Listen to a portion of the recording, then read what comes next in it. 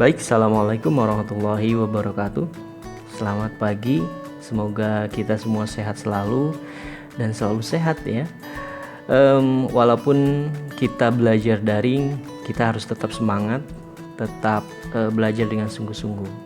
Karena Imam Asy-Syafi'i pernah mengatakan bahwa bila kita tidak pernah mengecam sebuah belajar yang baik, bila kita tidak pernah belajar dengan sungguh-sungguh, maka bersiaplah kita akan mengalami sakitnya kebodohan itu, begitu ya.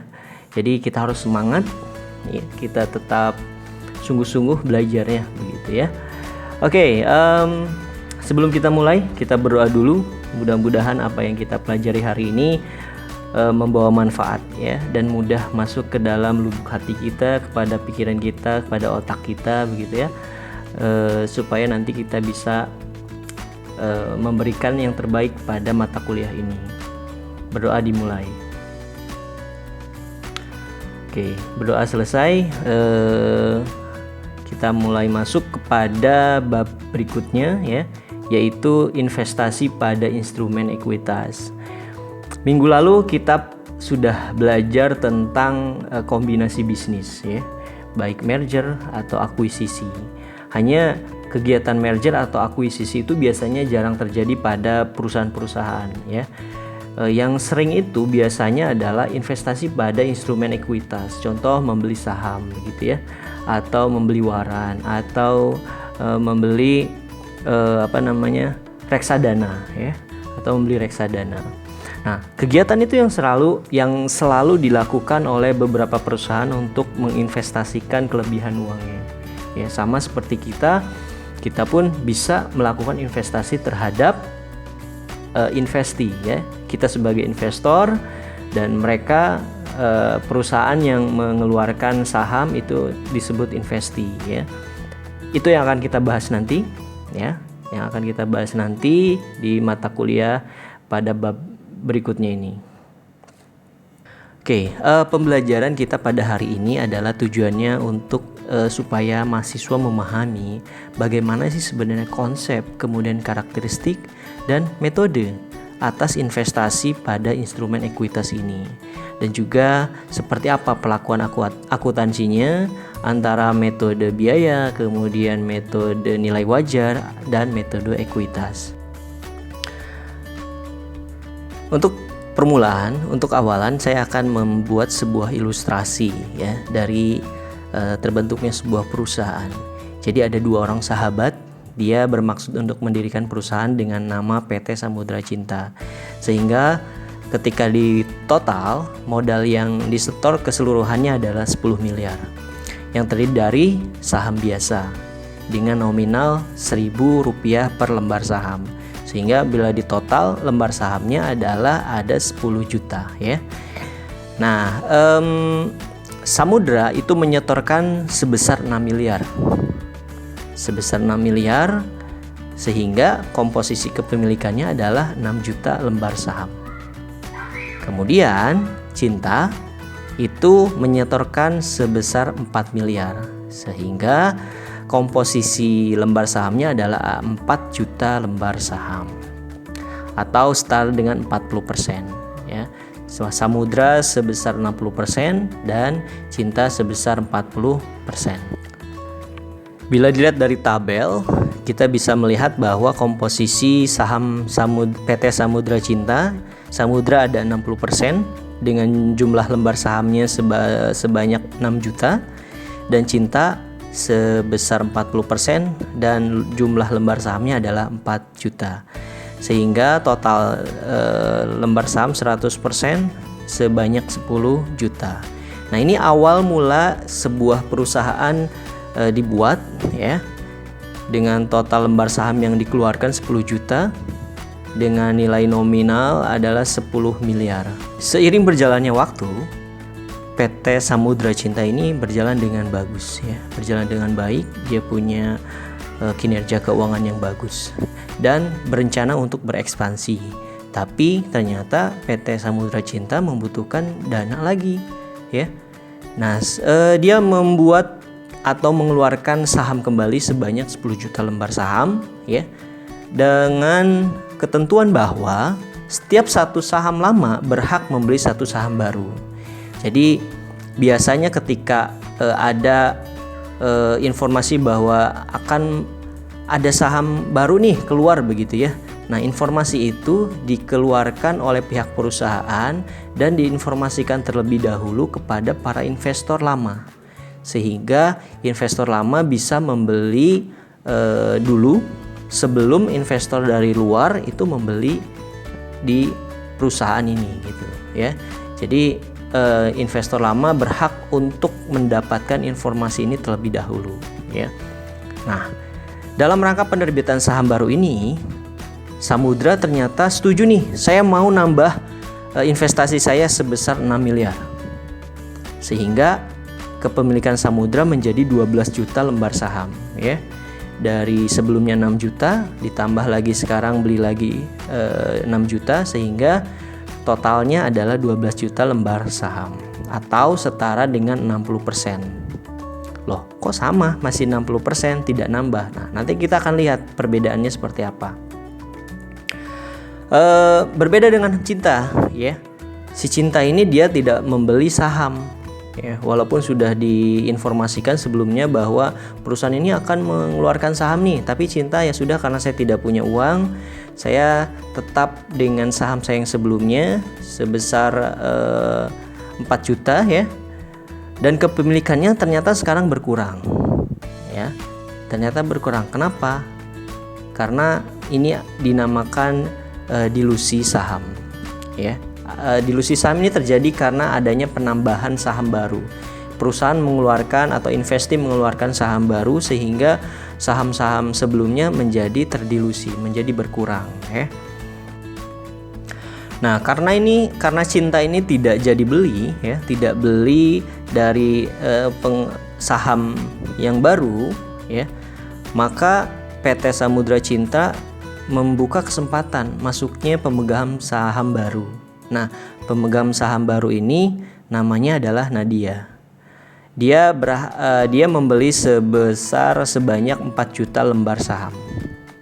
Sehingga setelah terjadinya penambahan saham baru, maka total kepemilikan saham Nadia ini menjadi sama 20% ya. Menjadi 20%. Nanti kita lihat hitungannya seperti apa. Sehingga bila di total ya, keseluruhan PT Samudra mengeluarkan saham adalah 20 juta lembar saham. Yang awal 10 juta dan yang kedua adalah 10 juta lagi, maka di total menjadi 20 juta ya. Nah, si Cinta ini kepemilikannya 4 juta. Sama seperti Nadia, kepemilikannya juga 4 juta. Yang awalnya Cinta kepemilikannya sebanyak 40%, tapi sekarang menjadi 20%. Nah, bila dilihat dari tabel ini ya, kita lihat Samudra memiliki saham sebanyak 60% ya di awal. Kemudian di akhir masih 60% dengan total 12 juta.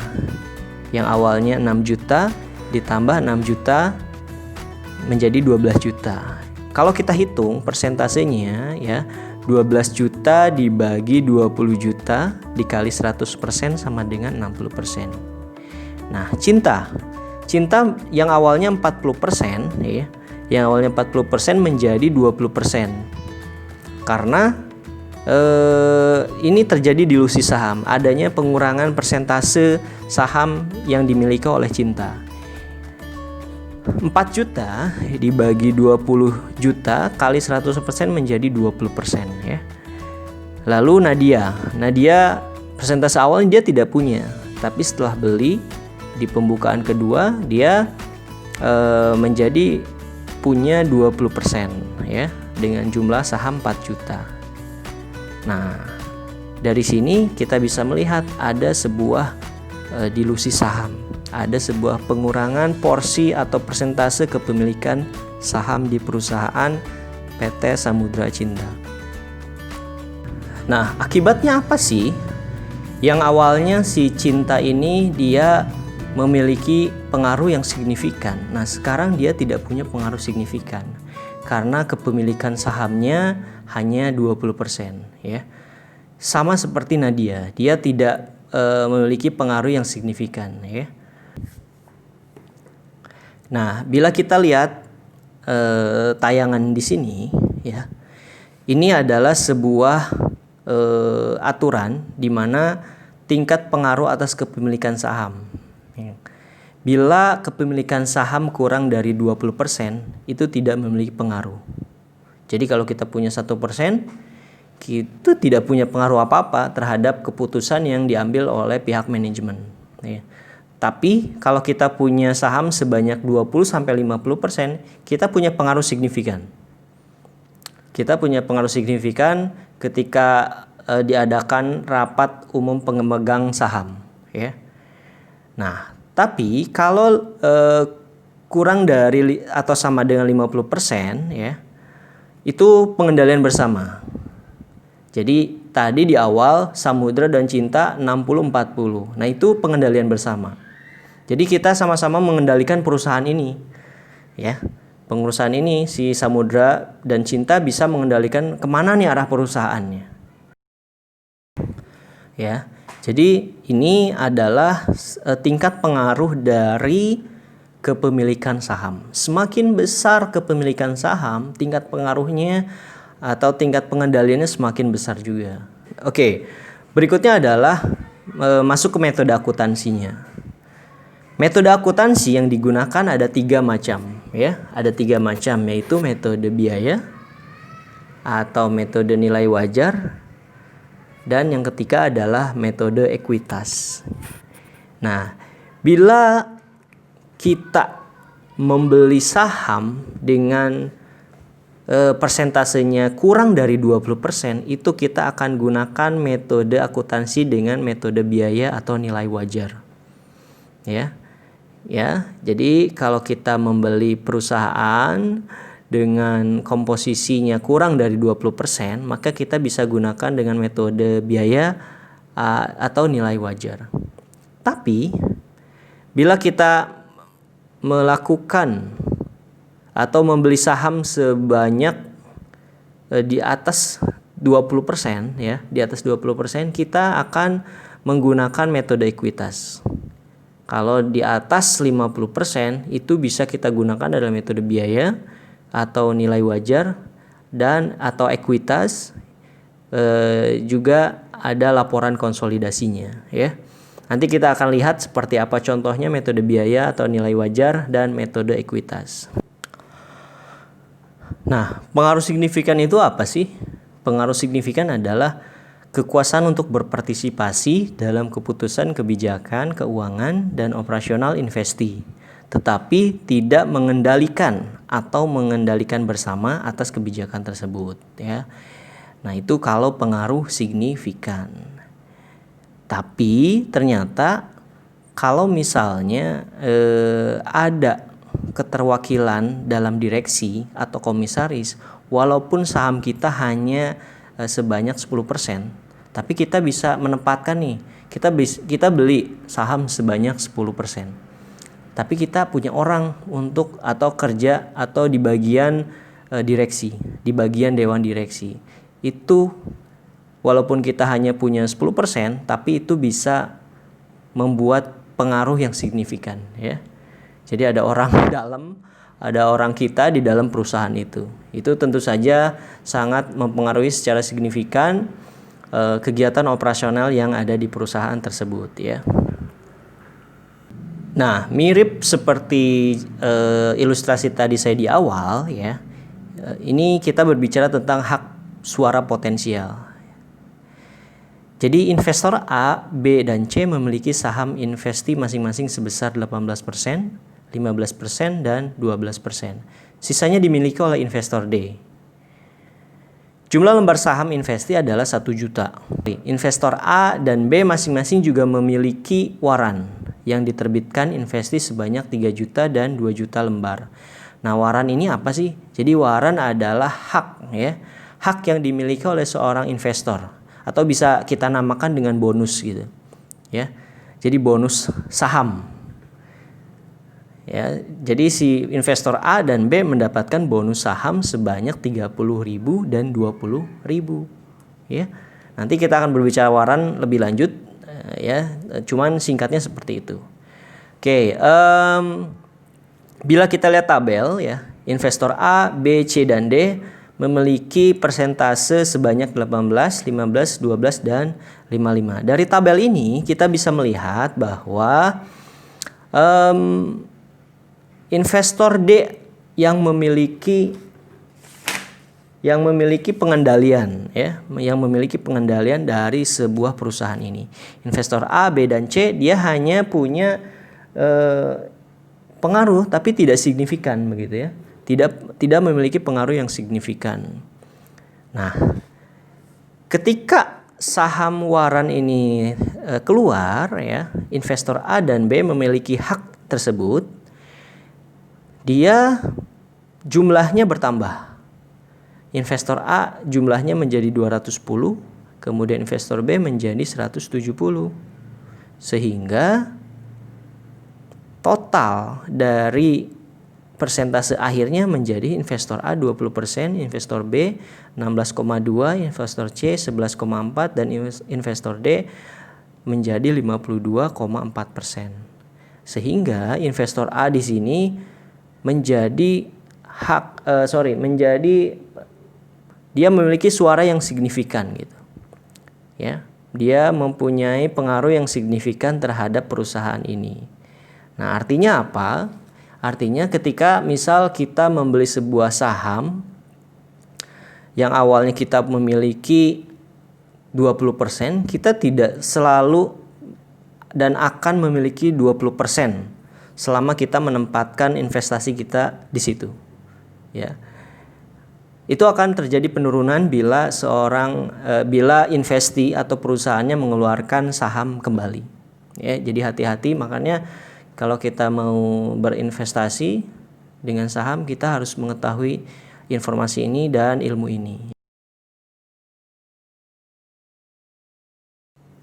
Oke, dari pemaparan tadi ya, saya harapkan rekan-rekan semuanya sudah memahami seperti apa sih pengaruh dari kepemilikan saham kita ya.